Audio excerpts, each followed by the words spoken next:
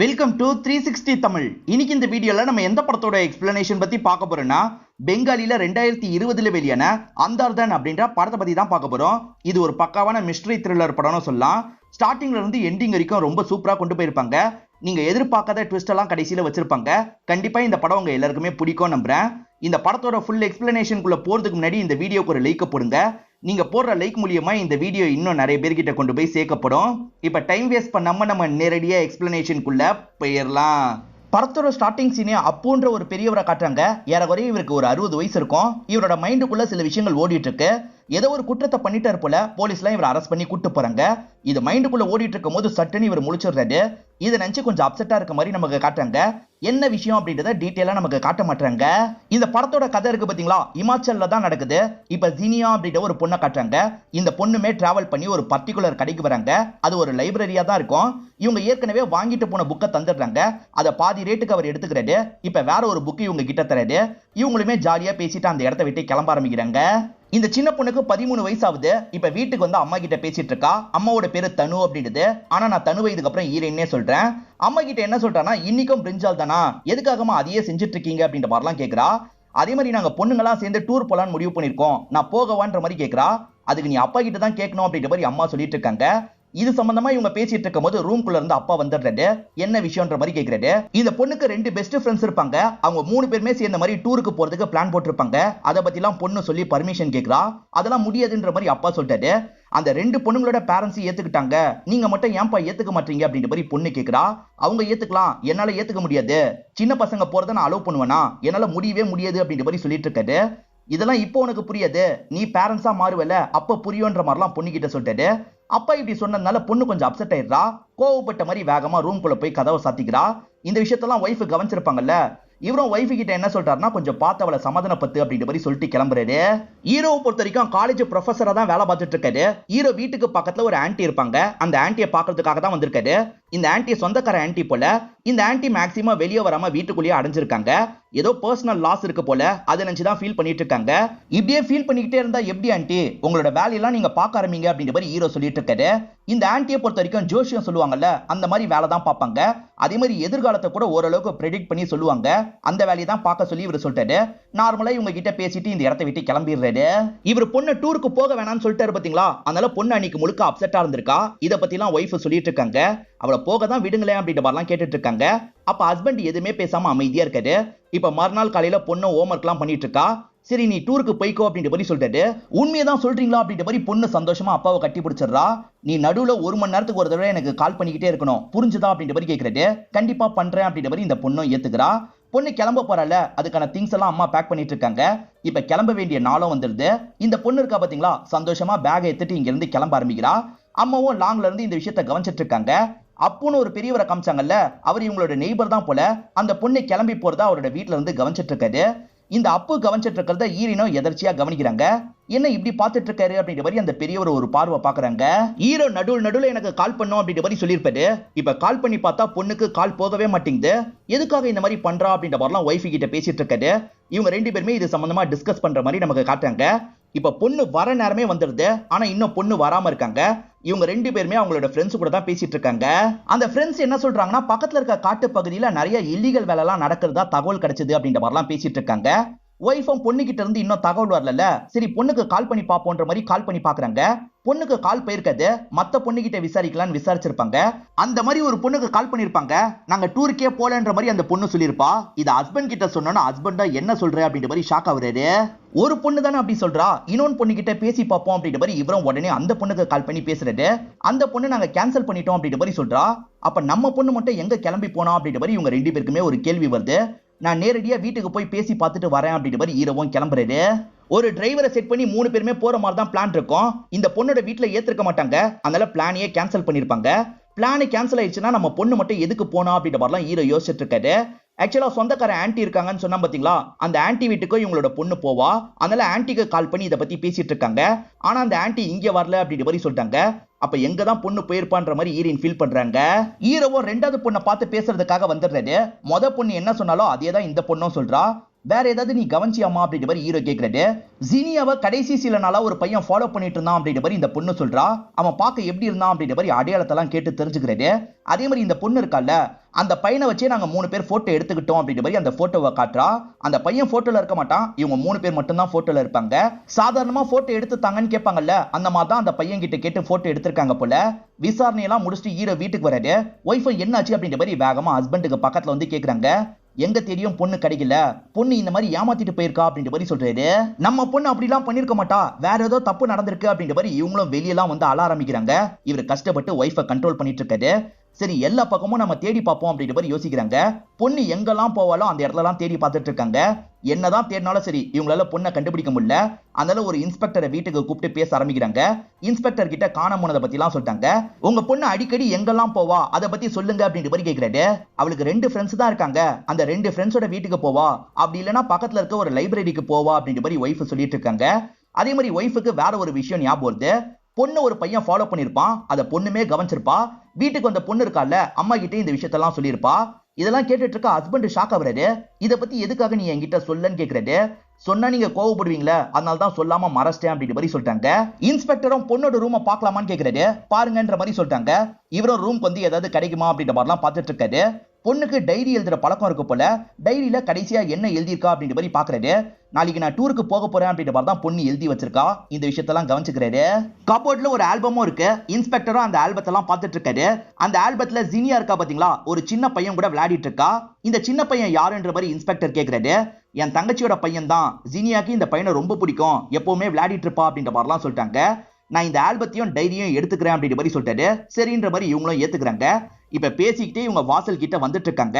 அப்பதான் பக்கத்து வீட்டுல இருக்க அந்த அப்பு இருக்காரு பாத்தீங்களா, இவங்க கிட்ட பேசுறதுக்காக வந்துட்டாரு. உங்க பொண்ணு மிஸ் ஆயிட்டால அப்படின்ற மாதிரி கேட்கறாரு. எப்படி உங்களுக்கு தெரியும் அப்படின்ற மாதிரி ஹீரோ கேட்கறாரு. நீங்க பதட்டமா இருந்ததை வச்சு கண்டுபிடிச்சேன், அதே மாதிரி இப்படி நடக்க போறத நான் ஏற்கனவே சென்ஸ் பண்ணேன் அப்படின்ற மாதிரி சொல்லிட்டாரு. அது எப்படி சென்ஸ் பண்ணீங்க அப்படின்ற மாதிரி ஆச்சரியமா இவங்க 2 பேருமே பாக்குறாங்க. பக்கத்து வீட்டு ஆண்டி இருக்காங்கல்ல, அந்த பொண்ணு காணாம போனது சம்பந்தமா ஏதோ ஒரு விஷயத்த சொல்றதுக்காக ஈரனை பாக்குறதுக்காக வராங்க. ஈரன் கிட்ட அந்த தகவல்லாம் சொல்றாங்க. இதை கேட்கிற ஈரனும் ஷாக் ஆயிட்டு இருக்காங்க. அப்படியே கட் பண்ணி நமக்கு அப்புவை காட்டுறாங்க. அப்பு இருக்கார்ல, இப்ப இன்ஸ்பெக்டர் கிட்ட தனியா உட்காந்து பேசிட்டு இருக்காரு. எதனால அந்த மாதிரி சென்ஸ் பண்ணாரு அப்படின்ற காரணத்தை இந்த இடத்துல சொல்ல ஆரம்பிக்கிறது. நான் டாக்டரா இருந்து ரிட்டையர் ஆயிட்டேன், மேக்ஸிமம் வெளியே வேடிக்கை பார்க்கறது தான் என்னோட வேலை. அந்த மாதிரி வேடிக்கை பார்க்கும் போது தான் அந்த விஷயத்த பார்த்தேன். ஒயிட் கலர் கார்ல தான் அந்த பொண்ணு ஏறினா. அந்த கார்ல மத்த பொண்ணுங்கலாம் இல்லவே இல்ல, ஒரே ஒரு நபர் மட்டும் தான் இருந்தான். சந்தேகம் வந்ததுனால கார் நம்பரை நோட் பண்ணலாம்னு நினைச்சேன். கடைசி 3 நம்பர் மட்டும் தான் தெரிஞ்சது அப்படின்ற மாதிரி அந்த 3 நம்பரை இன்ஸ்பெக்டர் கிட்ட சொல்லிட்டு இருக்காரு. ஈரன் வீட்டை பொறுத்த வரைக்கும் கொஞ்சம் இறக்கமா இருக்கும், அதனால காரெல்லாம் ஈரன் தெளிவா பார்த்திருக்க மாட்டாங்க, அந்த பெரியவர் தான் பார்த்திருக்காரு. அதே மாதிரி இந்த ஆன்டி பார்த்த விஷயத்தை பத்தி சொல்றாங்க. அந்த பொண்ணு கார்ல போயிட்டு இருந்தா பாத்தீங்களா, அப்ப ஆன்டி எதிர நடந்து வந்திருப்பாங்க. அந்த பொண்ணு பாய் சொல்லிட்டு போயிருப்பா. இதை தான் நான் பார்த்தேன் அப்படின்ற மாதிரி சொல்றாங்க. அந்த பொண்ணுக்கும் இந்த ஆன்டிக்கும் புக் படிக்கிறதுனா ரொம்ப பிடிக்கும். அடிக்கடி இந்த ஆன்டியோட வீட்டுக்கு அந்த பொண்ணு வருவா. வீட்டுல ரொம்ப கண்ட்ரோல் பண்ணிக்கிட்டே இருக்காங்கன்ற மாதிரிலாம் புலம்புற மாதிரி பேசுவா. ஆன்டி தான் சமாதான பத்தி அனுப்பி விடுவாங்க. எனக்கு என்னமோ அந்த பொண்ணை யாரும் கூட்டு போன மாதிரி தெரியல, அந்த பொண்ணே போன மாதிரி தான் தெரியுது அப்படின்ற மாதிரிலாம் ஆன்டி சொல்றாங்க. அந்த பொண்ணே எப்படி போவா, வெறும் 13 வயசு தானே ஆகுது, லவ் கிவன் எதுவும் இருக்க வாய்ப்பு இல்லை அப்படின்ற மாதிரிலாம் இன்ஸ்பெக்டர் யோசிக்கிறாரு. ஹீரோவும் ஹீரோயினும் இந்த விஷயத்துல அப்செட்டா இருக்காங்கல்ல, அதனால ஃப்ரெண்ட்ஸ் 2 பேருமே சப்போர்ட்டிவா இவங்க கூடியே தான் இருக்காங்க. ஹீரோயின் என்ன சொல்றாங்கன்னா, பக்கத்து வீட்டு ஆன்டி தான் ஃபியூச்சரை ஓரளவுக்கு சொல்லுவாங்கல்ல, அவங்க கிட்ட நம்ம பேசி பார்த்தா என்னன்ற மாதிரி கேக்குறாங்க. ஆனா ஹஸ்பண்டுக்கு இதுல பெருசா நம்பிக்கை கிடையாது. காணாம போன பொண்ணை தேடவாது செய்யலாம், இந்த மாதிரி டைம் வேஸ்ட் பண்றதுல எனக்கு விருப்பம் இல்லை அப்படின்ற மாதிரி சொல்லிட்டாரு. போலீஸ் தான் தேடுற வேலையை பார்த்துட்டு இருக்காங்கல்ல, நம்ம இந்த மாதிரி ட்ரை பண்ணி பார்ப்போம்னு ஒய்ஃப் சொல்றாங்க. ஹஸ்பண்டும் சரின்னு ஏத்துக்கிறாரு. இப்ப இவங்க இருக்காங்கல்ல, அந்த சின்ன பொண்ணு போன்ல இருந்து யாருக்கெல்லாம் கால் பண்ணிருக்கா, யார்கிட்ட இருந்தெல்லாம் கால் வந்திருக்கு அப்படின்ற மாதிரி செக் பண்றாங்க. ஆனா பிரோஜனமா இவங்களுக்கு எதுவுமே தெரியல. அந்த பொண்ணுக்கு லவ் எல்லாம் இருக்க வாய்ப்பு இல்லை அப்படின்ற மாதிரி யோசிக்கிறாங்க. ஃப்ரெண்டு 3 பேர் சேர்ந்து போட்டோ எடுத்துக்கிட்டோம் அப்படின்ற மாதிரி சொன்னா பாத்தீங்களா, அந்த போட்டோவை இவங்க வாங்கியிருப்பாங்க. போட்டோக்கு பின்னாடி ஒயிட் கலர்ல ஒரு கார் இருக்கு. அந்த காரோட நம்பரை ஜூம் போய் பார்க்க முடியுமா அப்படின்ற மாதிரி இவங்க ட்ரை பண்றாங்க. ஆனா ஜூம் போய் பார்க்க முடியல. வேற என்ன பண்றது அப்படின்ற மாதிரிலாம் யோசிக்கிறாங்க. அப்பதான் இந்த டீமை சேர்ந்தவர் இருக்காரு பாத்தீங்களா, சார் கண்ணாடியை ஜூம் பண்ணா எதிர ஒருத்தன் தெரியறான் அப்படின்ற மாதிரி சொல்லிட்டாரு. என்ன சொல்ற அப்படின்ற மாதிரி இன்ஸ்பெக்டர் வேகமா பக்கத்துல வந்து பாக்குறாரு. அந்த போட்டோவை கிளிக் பண்ணவனோட முகம் தெளிவா தெரியுது. இவனை எப்படியாவது கண்டுபிடிச்சு தூக்கணும் அப்படின்ற மாதிரி இந்த இடத்துல இவங்க பேசிட்டு இருக்காங்க. ஜீனியா எப்பவுமே ஒரு புக் ஸ்டோருக்கு வந்து புக்கை வாங்குவாங்க பாத்தீங்களா, இப்ப ஹீரோ அந்த இடத்துல வந்து விசாரிக்கிறாரு. ஆனா அங்க இருக்க பெருசா எந்த ஒரு டீட்டெயிலும் தெரியல. ஆனா அவருக்கு கீழே ஒரு சின்ன பையன் வேலை பார்ப்பான். அந்த பையன் எனக்கு ஒரு விஷயம் தெரியும் அப்படின்ற மாதிரி சொல்றான். என்ன விஷயம் அப்படின்ற மாதிரி ஹீரோவும் கேட்கறாரு. அந்த பொண்ணு புக் வாங்குறதுக்காக வருவாள்ல, அப்ப வேற ஒரு நபர் அந்த பொண்ணை ஃபாலோ பண்ணதை நான் பார்த்திருக்கேன்னு சொல்றான். அவனோட அடையாளம் எப்படி இருக்கும் அப்படின்றத சொல்றான். இந்த பொண்ணு சைக்கிள்ல போகும்போது அவன் பைக்ல ஃபாலோ பண்ணி போவான்ற மாதிரி சொல்றான். அந்த நபரோட அடையாளம் என்னன்றதை ஹீரோ கேட்டு தெரிஞ்சுக்கிறாரு. அதே சமயம் இந்த பையன் இருக்கான்ல, சர்ச்சில் வச்சு அவனை நிறைய வாட்டி பார்த்திருக்கேன் அப்படின்ற மாதிரி சொல்றான். இப்ப ஹீரோவும் இந்த தகவலாம் இன்ஸ்பெக்டர் கிட்ட சொல்லிடுறாரு. அதே சமயம் வீட்டுக்கு வரும்போது பொண்ணோட சைக்கிளை பார்த்து ஃபீல் பண்ணிட்டாரு. அதுக்கப்புறம் தான் வீட்டுக்குள்ள நுழையிறாரு. ஒய்ஃப் எங்கன்னு தெரியல, பதட்டமா இவரும் ஒவ்வொரு இடமா தேடிட்டு இருக்காரு. பார்த்தா ஒய்ஃப் சோகமா பெட்ரூம்ல தான் உட்காந்துருக்காங்க. பொண்ணு நினைச்சுதான் ஃபீல் பண்றாங்கன்னு புரிஞ்சுக்கிறாரு. பக்கத்துல வந்து உட்கார்றாரு. ஒண்ணு இல்ல அப்படின்ற மாதிரி அவங்களுக்கு ஆறுதல்லாம் சொல்லிட்டு இருக்காரு.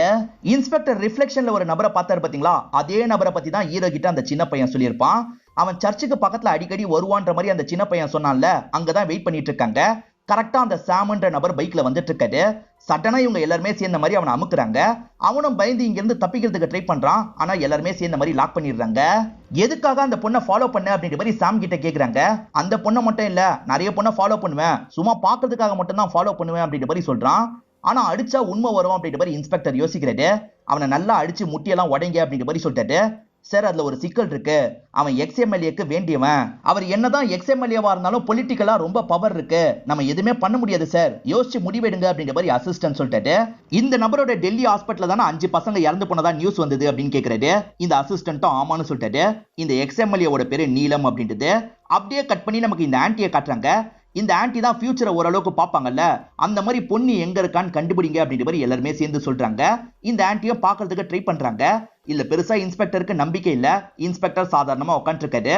இந்த ஆன்ட்டி கண்ணை மூடி அந்த பொண்ணை பத்தியே யோசிங்க அப்படின்ற மாதிரி சொல்றாங்க. எல்லாருமே கண்ணை மூடி அந்த பொண்ணை பத்தியே யோசிக்கிறாங்க. இந்த ஆன்ட்டியோட மைண்டுக்குள்ள சில விஷயங்கள்லாம் தோண ஆரம்பிக்குது. ஒரு காட்டு பகுதியில தான் அவ இருக்கா, ஹைட்டான பகுதியில தான் இருக்கா அப்படின்ற மாதிரிலாம் இவங்க திரும்ப திரும்ப சொல்லிட்டு இருக்காங்க. இப்ப எல்லாருமே வெளியே வச்சு பேசிக்க ஆரம்பிக்கிறாங்க. இதெல்லாம் எனக்கு சுத்தமா நம்பிக்கை இல்லை அப்படின்ற மாதிரி இன்ஸ்பெக்டர் சொல்லிட்டாரு. அதே சமயம் ஹீரோவோட ஃப்ரெண்டை பத்தி எல்லாம் விசாரிச்சுட்டு இருக்காரு. ஹீரோவோட ஃப்ரெண்டும் ஹீரோவும் ஒரே காலேஜ்ல சேர்ந்து படிச்சவங்களா இருப்பாங்க. அந்த காலேஜை பத்தி எல்லாம் சொல்லிட்டு இருக்காங்க. அப்ப இந்த ஊருக்கு நீங்க புதுசான்னு கேக்குறாரு. ஆமான்ற மாதிரி சொல்றாங்க.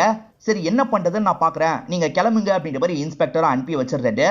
இன்ஸ்பெக்டரும் இந்த கேஸ்ல ஒரு லீடு கூட கிடைக்க மாட்டேங்குது, என்ன பண்றது அப்படின்ற மாதிரிலாம் பயங்கரமா யோசிச்சுட்டு இருக்காரு. இந்த ஆன்ட்டி தூக்கம் வராம பால்கனில நின்னுட்டு இருக்காங்க.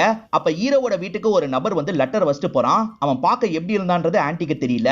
அப்படியே கட் பண்ணி மறுநாள் நமக்கு இந்த இன்ஸ்பெக்டரை காட்டுறாங்க. இவர் தூங்கிட்டு இருக்கும் போது ஹீரோ கிட்ட இருந்து கால் வருது. உடனே வீட்டுக்கு வாங்கன்ற மாதிரி ஹீரோ சொல்லிட்டாரு. எவனோ லெட்டர் வச்சுட்டு போனா பாத்தீங்களா, பொண்ணை கடத்தின மாதிரி தான் அந்த போட்டோ இருந்திருக்கும். இதை பத்தி எல்லாம் இன்ஸ்பெக்டர் கிட்டே இவங்க சொல்லிட்டு இருக்காங்க. அவன் ஆள் பார்க்க எப்படி இருந்தான் அப்படின்ற மாதிரி கேட்கிறாரு. நாங்க பார்க்கல, பக்கத்து வீட்டு ஆன்ட்டி தான் பார்த்தாங்க, அவங்களுக்கு அடையாளம் தெரியலையா அப்படின்ற மாதிரி சொல்றாங்க. இந்த போட்டோ மூலியமா ஒண்ணு உறுதியாயிருச்சு, உங்க பொண்ணு உயிரோட தான் இருக்கா, கவலைப்படாதீங்க, சீக்கிரமா நான் கண்டுபிடிச்சிடுறேன் அப்படின்ற மாதிரிலாம் இவங்க கிட்ட பேசிட்டு இந்த இடத்தை விட்டு கிளம்புறாரு. கடத்தி வச்சவன் 48 மணி நேரம் ஆயும் இன்னும் எதுக்காக ரான்சம்காக கால் பண்ணல அப்படின்ற மாதிரி இவர் யோசிக்கிறாரு. இந்த போட்டோ வச்சு இந்த லொகேஷனை ட்ரேஸ் பண்ண முடியுமா அப்படின்ற மாதிரி யோசிக்கிறாங்க. அங்க ஒரு ஜன்னல் இருக்கு. ஜன்னலுக்கு அந்த சைடு ஒரு சர்ச்சோட போர்ஷன் மட்டும் தெரியுது. கண்டிப்பா இது சர்ச் தான். இந்த மாதிரி சர்ச் எங்க இருக்குன்னு தேடி பார்த்தா என்ன அப்படின்ற மாதிரி சொல்லிட்டாரு. இன்ஸ்பெக்டர் அசிஸ்டன்ட் இருக்காருல, நான் தேடி பார்க்கறேன் அப்படின்ற மாதிரி இவர் முன்னாடியே தேடி பார்த்துட்டு இருக்காரு. ஒரு சர்ச்சோட அது மேட்ச் ஆகுது. அந்த சர்ச் இருக்கு பாத்தீங்களா, இங்க இருந்து 20 கிலோமீட்டர் தள்ளி தான் இருக்கு, அந்த காட்டு பகுதி கிட்ட இருக்குன்னு சொல்லிட்டாரு. உடனே போனோன்னு இன்ஸ்பெக்டர் சொல்லிட்டாரு. இன்ஸ்பெக்டரும் வேற ஒரு அசிஸ்டன்ட்டும் அந்த பகுதிக்கு வந்துடுறாங்க. அது யூஸ்ல இல்லாத சர்ச்சா தான் இருக்கும். எக்ஸ்எம்எல்ஏன்னு ஒருத்தரை பத்தி சொன்னாங்கல்ல, அவரோட வேர் ஹவுஸ் இங்கதான் சார் இருக்கு, நிறைய இல்லீகல் வேலை எல்லாம் பார்க்கறதா சொல்லுவாங்க, என்ன எதுன்னு தெரியல அப்படின்ற மாதிரி அசிஸ்டன்ட் சொல்லிட்டு இருக்காரு. இப்ப பைனாகுலரை வச்சு அந்த சர்ச் எங்க இருக்குன்றத பாத்துடுறாங்க. அந்த சர்ச்சுக்கு எதிர தானே இவங்க பார்க்க வேண்டிய இடம் இருக்கு. எதிர என்ன இடம் இருக்கு அப்படின்ற மாதிரி பாக்குறாங்க. பார்த்தா அந்த வேர் ஹவுஸ் இருக்கு. அதாவது எக்ஸ்எம்எல்ஏவோட வேர் ஹவுஸ் இருக்கிறதா பேசிக்கிட்டாங்கல்ல, அதுதான் இருக்கு. கன்னோட பாடி கார்ட்ஸ் எல்லாம் வெளியே இருக்காங்க. அப்படி என்ன தப்பு பண்றாங்க அப்படின்ற மாதிரி இன்ஸ்பெக்டர் யோசிக்கிறாரு. இப்ப இவங்க கிட்ட பேசுறதுக்காக வந்துடுறாரு. அந்த எக்ஸ்எம்எல்ஏக்கும் உங்களுக்கும் ஏதாவது சம்பந்தம் இருக்கா அப்படின்ற மாதிரி கேட்கிறாரு. இந்த இடத்துல இவங்க ரெண்டு பேருமே ஒரு விஷயத்தை யோசிச்சு பாக்குறாங்க. சொல்லலாம் அப்படின்ற மாதிரி இன்ஸ்பெக்டரை பார்த்த மாதிரி சொல்ல ஆரம்பிக்கிறாங்க. அந்த எக்ஸ்எம்எல்ஏவோட பேரு நீலம் அப்படின்றது. இதுக்கப்புறம் நீலம்னே சொல்றேன். நீலமை பொறுத்த வரைக்கும் இந்த ஊர்ல ஒரு ஹாஸ்பிட்டல் இருக்கும். இவங்க பொண்ணுக்கு உடம்பு முடியல அப்படின்ற மாதிரி இவங்க ஹாஸ்பிட்டலுக்கு கூட்டு போயிருப்பாங்க. திடீர்னு பொண்ணு இருக்கா பாத்தீங்களா, வேகமா அங்க இருந்து கிளம்ப ஆரம்பிக்கிறா. அம்மாக்கு ஒண்ணுமே புரியல, என்னாச்சு அப்படின்ற மாதிரிலாம் கேக்குறாங்க. அந்த நீலம் தப்பாலாம் நடந்திருப்பான், அதை பத்தி பொண்ணு சொல்லி ஃபீல் பண்ணிருப்பாங்க. இதை கேட்டுட்டு இருக்க இன்ஸ்பெக்டர் ஷாக் ஆயிடுறாரு. இப்படி ஒரு விஷயம் நடந்திருக்கு, நீங்க எதுக்காக கம்ப்ளைண்ட் கொடுக்கல அப்படின்ற மாதிரிலாம் கேட்கிறாரு. சார், உங்களுக்கே இது நியாயமா இருக்கா? கம்ப்ளைண்ட் கொடுத்தா மட்டும் நீங்க என்ன பண்ணிருவீங்க? உங்களால எதுவுமே பண்ண முடியாது அப்படின்ற மாதிரி ஹீரோ சொல்லிட்டாரு. ஒரு அப்பாவா நான் ஏதாவது பண்ணலான்றதுக்காக தான் பேசுறதுக்காக போனேன், ஆனா நீலமோட ஆட்கள் என்ன போட்டு அடிச்சிட்டாங்க அப்படின்ற மாதிரி கையில போட்டிருக்க தையலை காட்டுறாரு. பயங்கரமா அடிச்சிருக்காங்க அப்படின்றது இன்ஸ்பெக்டருக்கு தெரிய வருது. இன்ஸ்பெக்டர் அசிஸ்டன்ட் ஒருத்தர் அந்த இடத்துல நீ பாத்துக்கிட்டே இருன்னு சொல்லியிருப்பாரு. அந்த அசிஸ்டன்ட்டும் அந்த இடத்த பார்வையிட்டு இருக்காரு. கம்மி ரேட்ல மருந்து ரெடி பண்ணுவாங்க பாத்தீங்களா, அந்த மாதிரி வேலையை தான் அந்த வேர் ஹவுஸ்ல அந்த நீலம் பண்ணிட்டு இருக்கான் அப்படின்றது இன்ஸ்பெக்டருக்கு தெரிய வருது. அது சார்ந்து நிறைய தகவல்லாம் சேகரிச்சிடுறாரு. இவரோட சீனியர் கிட்ட ரைடுக்காக பர்மிஷன் கேட்கிறாரு.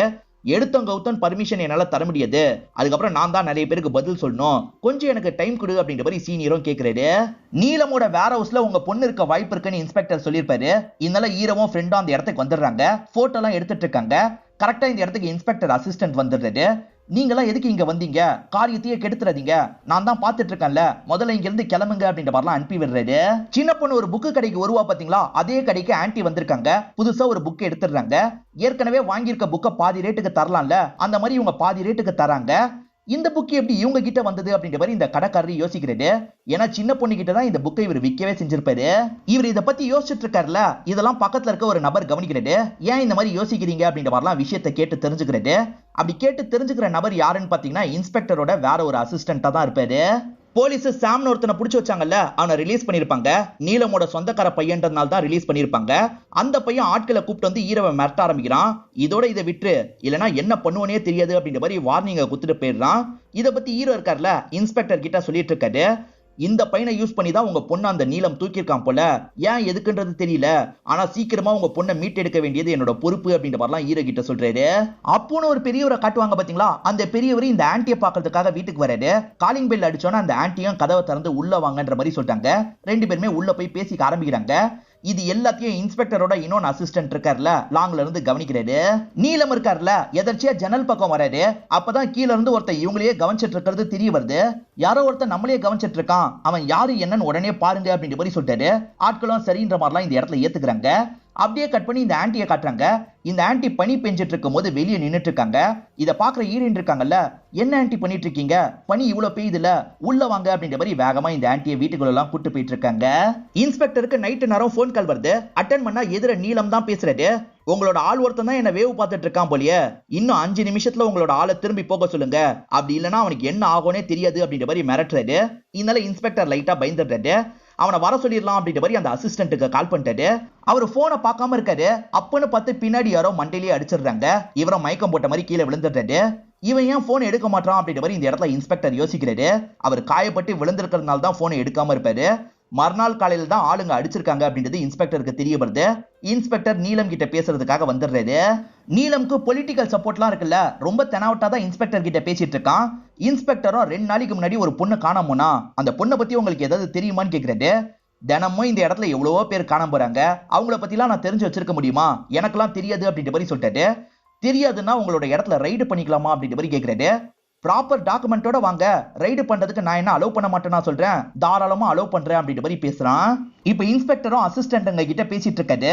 இவன் பேசுறதெல்லாம் வச்சு பார்க்கும்போது இவன் தான் பொண்ணை தூக்கியிருக்கான்னு நினைக்கிறேன். ஆனா நம்ம ப்ராப்பர் டாக்குமெண்ட் எல்லாம் ரெடி பண்றதுக்குள்ள பொண்ணை இடமாத்த கூட வாய்ப்பு இருக்கு, நம்ம அதுக்குள்ள ஏதாவது பண்ணி ஆகணும் அப்படின்ற மாதிரிலாம் சொல்லிட்டு இருக்காரு. அப்படியே கட் பண்ணி இந்த நீலத்தை நமக்கு காட்டுறாங்க. எப்பனாலும் ஆளுங்க ரைடு பண்றதுக்காக வரலாம், அதுக்குள்ள எதெல்லாம் கிளியர் பண்ணுமோ அதெல்லாம் கிளியர் பண்ணிரு அப்படின்ற மாதிரி அசிஸ்டன்ட் கிட்ட சொல்லிட்டாரு. நீலமோட அசிஸ்டன்ட்டோ சரின்ற மாதிரி ஏத்துக்கிறாரு. இப்ப இன்ஸ்பெக்டர் இவங்க 2 பேரை பார்த்து பேசுறதுக்காக வராரு. சீக்கிரமாவே ரைடு பண்றதுக்கான வாய்ப்பு எங்களுக்கு கிடைச்சிரும் அப்படின்ற மாதிரி சொல்லிட்டாரு. நான் கேட்கறேன் தப்பா நினைச்சுக்காதீங்க, உங்க பொண்ணே கிளம்பி போயிருக்க வாய்ப்பு இருக்கான்ற மாதிரி இன்ஸ்பெக்டர் கேட்கறாரு. அந்த ஆன்ட்டி சொன்னதா மனசுல வச்சுதான் இப்படி கேட்கறாரு. ஆனா இதை கேட்கிற ஹீரோயின் டென்ஷன் ஆயிடுறாங்க. எப்படி உங்களால இப்படி பேச முடியுது அப்படின்ற மாதிரிலாம் கோவப்படுறாங்க. இவரும் சாரி மேடம் அப்படின்ற மாதிரிலாம் மன்னிப்பு கேட்டுட்டு இருக்காரு. அப்பன்னு பார்த்து ஹீரோக்கு போன் கால் வருது. ஹீரோ அட்டன் பண்றாரு. பார்த்தா எதிர பொண்ணு பேசுறாங்க.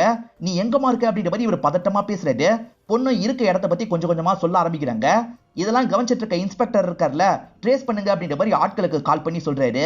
நான் இருக்கிறது ஒரு பழைய பில்டிங் பா, இங்க நிறைய ஆட்கள்லாம் இருக்காங்க அப்படின்ற மாதிரி பொண்ணு சொல்றா. பக்கத்துல ஏதாவது இருக்கா பாருமா அப்படின்ற மாதிரி சொல்லிட்டாரு. காட்டு பகுதிப்பா, எதுவுமே பக்கத்துல இல்லன்ற மாதிரி பொண்ணு சொல்றாங்க. அப்ப பொண்ணை எவனோ அடிச்சிடறான் போல, பொண்ணு பேசுறத நிறுத்திடுறாங்க. இதெல்லாம் கேட்கிற இவங்க 2 பேருமே ஃபீல் பண்றாங்க. பொண்ணு அங்கதான் இருக்கான்றது இன்ஸ்பெக்டருக்கு கன்ஃபார்மா தெரிஞ்சிருது. சரி இன்னைக்கு நைட்டு நாங்க 3 பேர் சீக்கிரட்டா அந்த இடத்துக்கு போறோன்ற மாதிரி சீனியர் கிட்ட பர்மிஷன் கேட்கறது.